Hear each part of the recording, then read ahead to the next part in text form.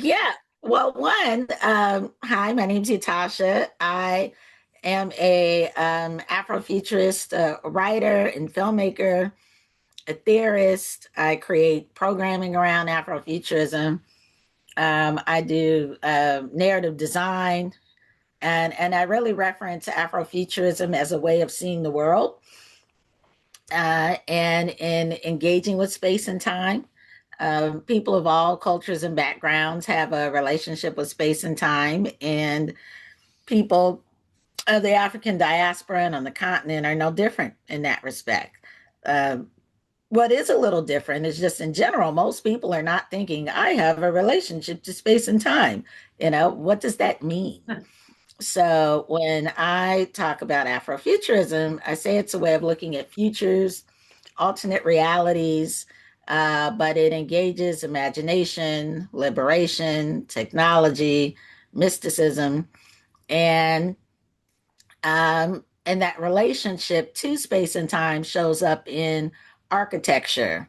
It shows up in how people gather, language, literature, music.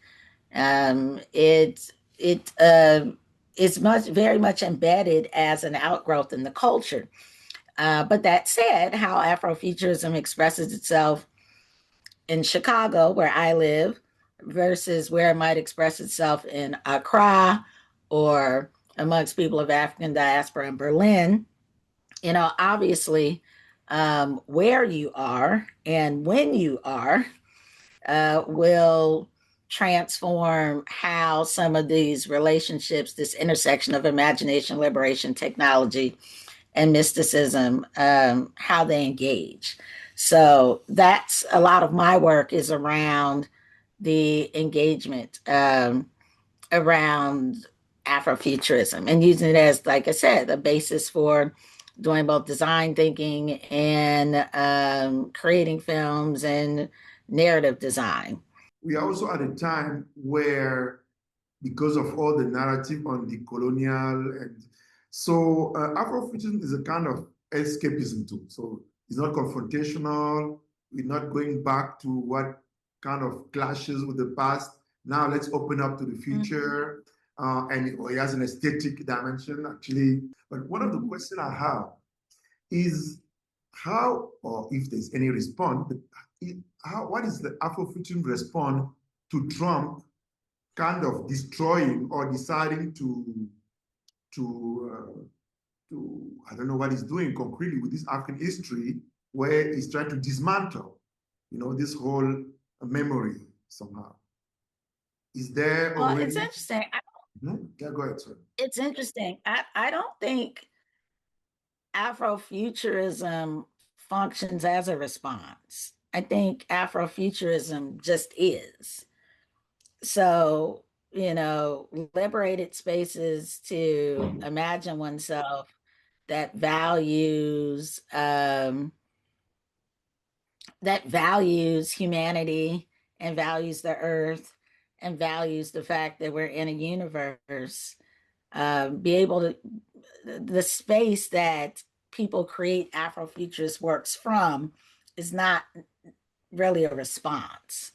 Um, I think it adapts perhaps, but the space it's coming from is one that is sort of beyond what's happening.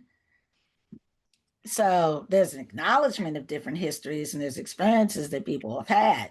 But when you're trying to think expansively, a story in space or a story in a distant future, or I'm trying to create sort of a fantastical tale that's in the distant past, but it's an alternative space, or it's an alternative future, or it's an alternative history. Um, those are creative spaces where people can kind of realm free, maybe the problem solving in those spaces, but I think it's more of an expression of self within a framework or expanding a framework than it is a response. And so I would say the same thing to some extent with works that people are creating now. I like that. I like that answer because obviously we talk about time, talk about past, future, present, and sometimes we tend to be prisoner of the present time. And the present time is a prison somehow. We think our future is determined by why we live now, but we forget that we could activate that future now and completely neutralize that present that is kind of oppressive. Absolutely, because you're transformed by your imaginings and your visions of a future or a fantastic space in the present. If I'm writing a film or a story and it takes place 500 years from now, and I'm working on that for, say, a couple weeks, I'm transformed in real time. Now, if I'm, creating some sort of costume that's like a cosplay costume and I'm dressing like a superhero, that's a heightened experience that I'm having now. So, our thoughts about the future, whether they're optimistic or otherwise, shape the experience and the decisions that we make now.